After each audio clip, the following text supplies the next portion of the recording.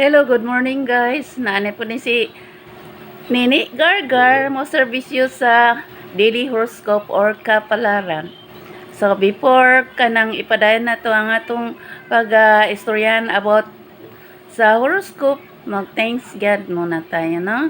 Lord, thank you for this day and every day in Jesus' name. Amen. Thank you, Father, the Son, and the Holy Spirit. Amen. Nakahibo si Lord kung nagdinalita, no? Tungod kay hapit na kumalay. Okay? Ang January, malipayon siya mahimut-anon karong adlaw og nakatugkad siya kung unsay angay buhaton sa mga pag-alagad matag karon og unya. February, nangandoy siya nga mahimo siyang usa ka dato og nangandoy siya nga usa siya ka mahimong adunahan aron makatabang siya sa mga pobre ngayang nakita sa palibot. March, ang March aduna siya katalagsaon karon. Gikinanglan po niya ang pagampo, paglikay sa mga chismis kay dili may nga magchismis kay maapil-apil siya og mahimong magubot. Onya nga siya mag-apil-apil.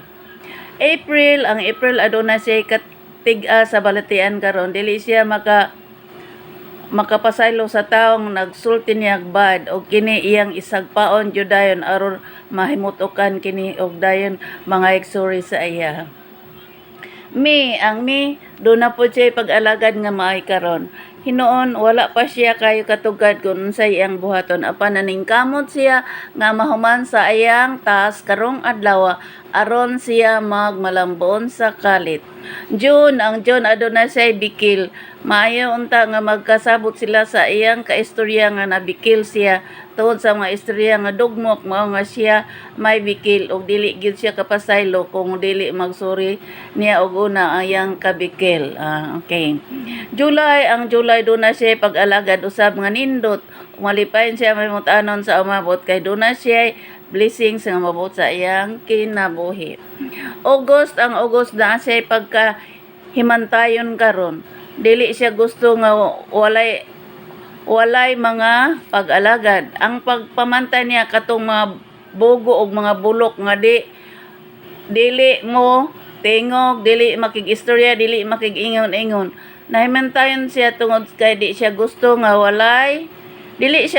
nga dunay tao nga taspukan o kini iyang ipadayon og sulti aron kini mahimong mo-improve ang kinabuhi o kini mahimo nang makugihon.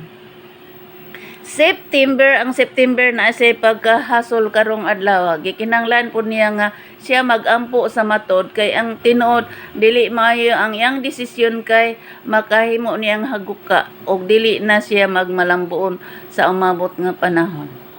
October, ang October do na siya pagkahimantayon usab. Nabantayan niya nga ang iyang kasuod dunay gisuot nga ngilad. Mao nga iya kining gisita og mayon siya walay angay nga isuot tungod kay dili maayo ang maong suot og kini himuon nga tarong aron walay manaway, walay bikil sa kinabuhi.